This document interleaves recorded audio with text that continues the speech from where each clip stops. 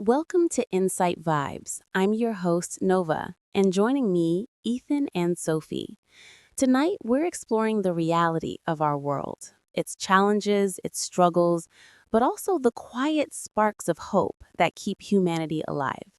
Joining me are Ethan and Sophie, two voices with very different perspectives on the world we live in. Ethan, Sophie, thank you for being here. Thank you. It's good to talk about these things, even if it's heavy. Yes, the world feels heavy these days, but these conversations are necessary. Let's begin with something simple. When you look at the world today, Ethan, what's the first word that comes to your mind? Exhaustion. The world feels tired. People are working harder than ever, yet feel emptier than ever. Nations chase progress, but often forget the human cost. We have technology that connects us across oceans, yet we've never been more distant. Sophie, how about you? Heartbreak. Everywhere we look, there's suffering. Poverty, war, natural disasters, climate crises. It's overwhelming, and we barely pause to feel it. It's like we're standing in the middle of a storm, holding our phones as umbrellas, thinking they'll shield us from reality. Exactly, and the more we scroll, the less we feel. Less empathy, less connection. But even in this storm, I still see hope. Communities come together after disasters, strangers help each other, people show resilience. Humanity isn't lost, it's quiet, waiting to be noticed. Hope isn't gone, it's just quiet. Beautifully said, Sophie.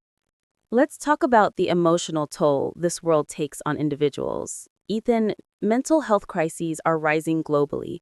What do you see? People are overwhelmed, isolated, and anxious. Social media makes it worse. Constant comparison, constant news of tragedy.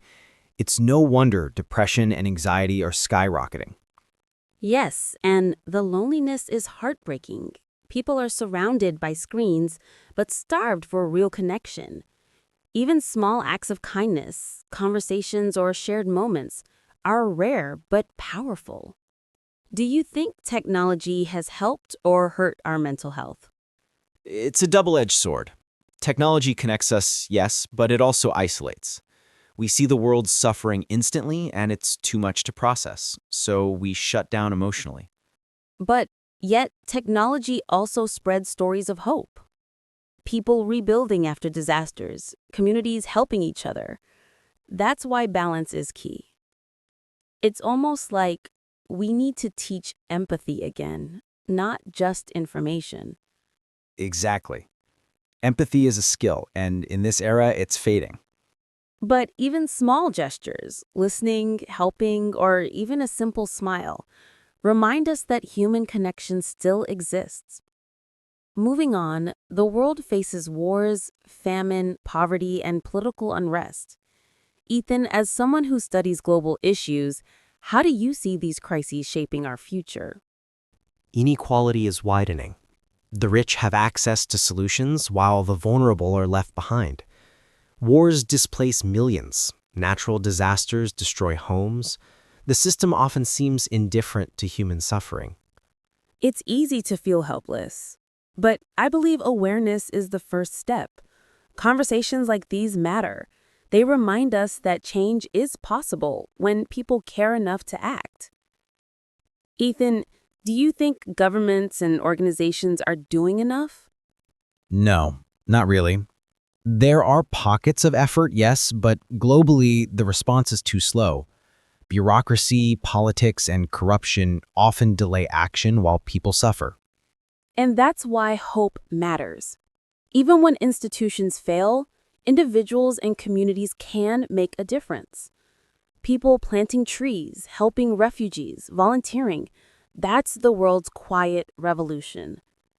Sometimes it's those small actions that ripple into bigger changes. Climate change is another reality we can't ignore. Sophie, what's your take on how the world is coping? Honestly, it's terrifying. Floods, fires, heat waves. People lose their homes, livelihoods, even loved ones. But the resilience is inspiring. Communities rebuild, scientists and activists fight tirelessly. Yes, but the problem is scale. The solutions exist, but action is too slow. Extreme weather events are becoming normal. People are suffering today while policymakers argue about tomorrow. It sounds hopeless sometimes. How do we stay motivated? By focusing on what we can do. Every tree planted, every sustainable choice, every campaign for awareness, it matters. Hope is active, not passive. And awareness leads to pressure on governments. People need to demand change, not just watch from a distance. Technology has changed everything, for better or worse. Ethan? It spreads information instantly, but also misinformation.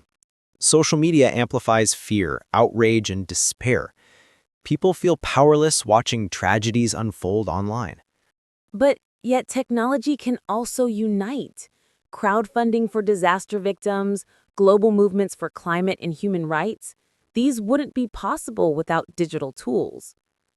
So it's not the technology itself, but how we use it.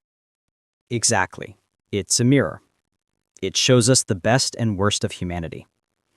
And it reminds us, amidst chaos, people still care.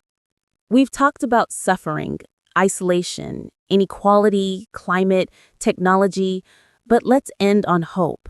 How do we find it, Ethan?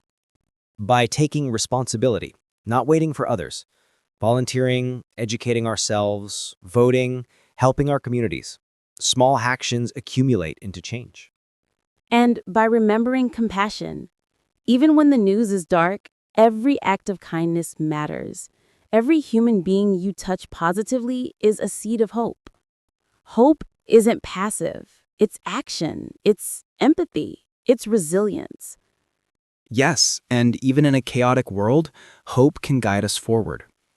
And we must keep talking, sharing, and connecting.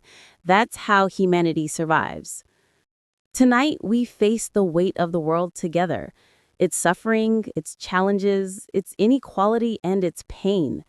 But we also discovered hope. Quiet, fragile, persistent hope. Through empathy, connection, and action, the world can be better than it seems. Thank you, Ethan and Sophie, for sharing your insights and hearts. And thank you to everyone listening. In the middle of chaos, never forget, hope is still alive.